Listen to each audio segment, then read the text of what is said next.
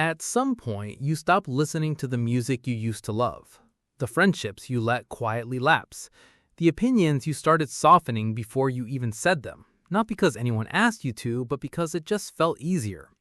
And somewhere in the middle of all of that adjusting, all that accommodating, you looked up and realized you couldn't quite remember what you actually wanted. Not in a dramatic way, just quietly, like a light that dims so slowly you don't notice it's gone until the room is dark. This is what losing yourself in a relationship looks like from the inside, not a sudden disappearance, a gradual one. And the most disorienting part isn't the losing, it's realizing that you participated in it, that you did it willingly, even eagerly in the beginning, and you're not entirely sure how. People who lose themselves in relationships are not weak people. They are not people without opinions or preferences or a sense of self. Before the relationship, many of them had quite a clear one. What happens isn't that they never had a self to begin with, it's that somewhere along the way, the relationship became the primary structure around which their identity organized itself.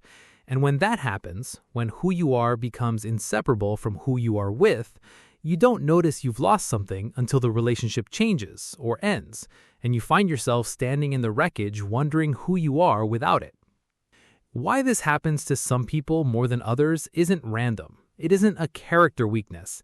It's a specific psychological pattern with identifiable origins. And understanding those origins is the first step towards something that's actually different. Psychologist Susan Anderson, whose decades of research on abandonment and identity examined what she called the outer child, the part of the self that acts out of unmet early needs, found that people who consistently lose themselves in relationships are almost always operating from a foundational fear that predates any of those relationships. The fear, at its core, is this: if the other person truly knows me, my actual preferences, my real opinions, my genuine needs, they might not stay.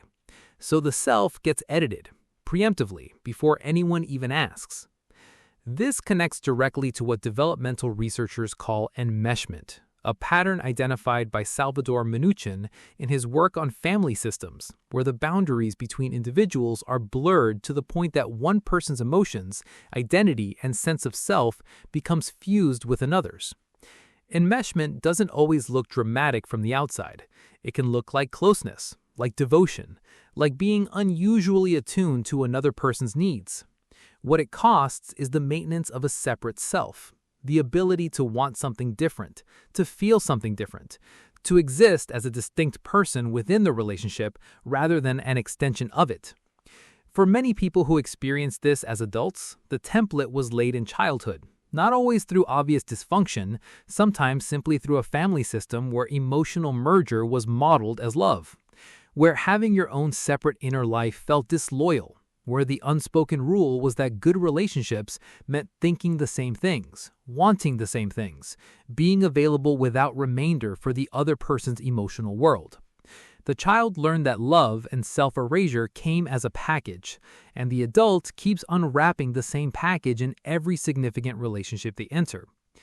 Dr. Alexandra Solomon, a researcher and therapist who has studied relational self-awareness extensively, found that people prone to losing themselves in relationships often have what she describes as a poorly differentiated sense of self, not in the sense that they lack intelligence or insight, but in the clinical sense developed by Bowen, the inability to maintain a stable sense of who you are under the emotional pressure of an intimate relationship.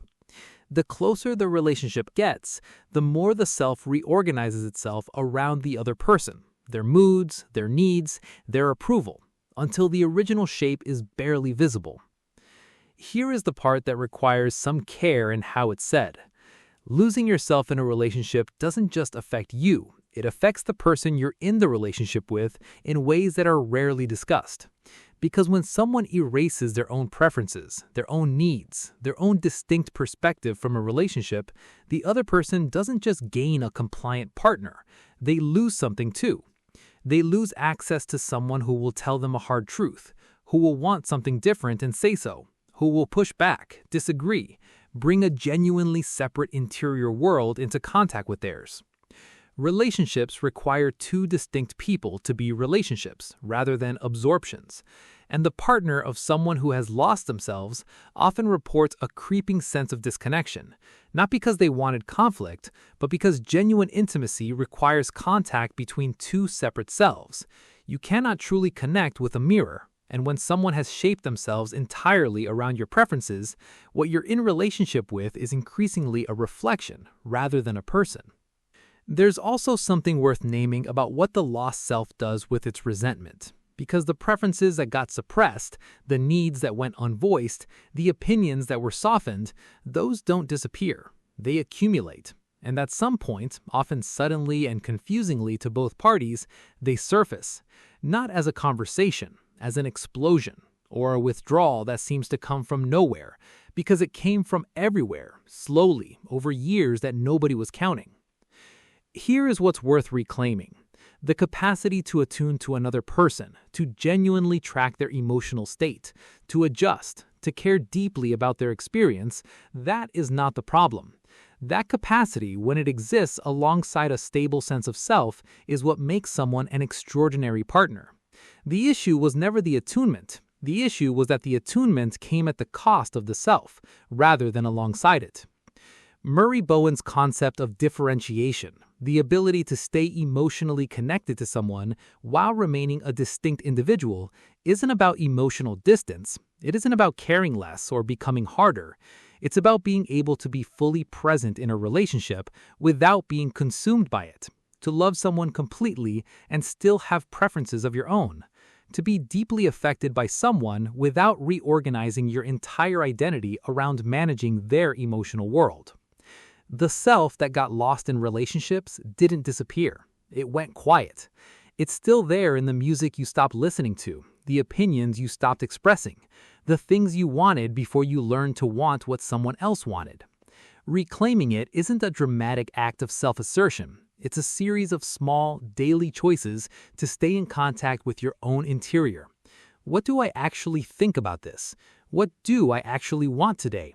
Not against a relationship, alongside it. You're a better partner with a self than without one. The relationship that requires you to disappear into it never asked for love. It was asking for a mirror, and you were always more than that. If today's video names something you've lived but never quite had language for, the gradual dimming, the accumulated accommodations, the moment you realized you couldn't remember what you actually wanted, understanding where the pattern came from is a real beginning. But patterns this deep don't shift through insight alone.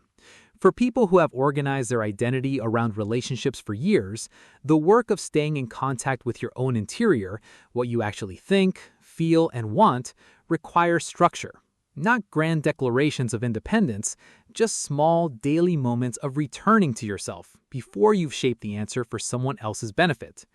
And if this video finally put words to something you felt for a long time, subscribe. We do this every week.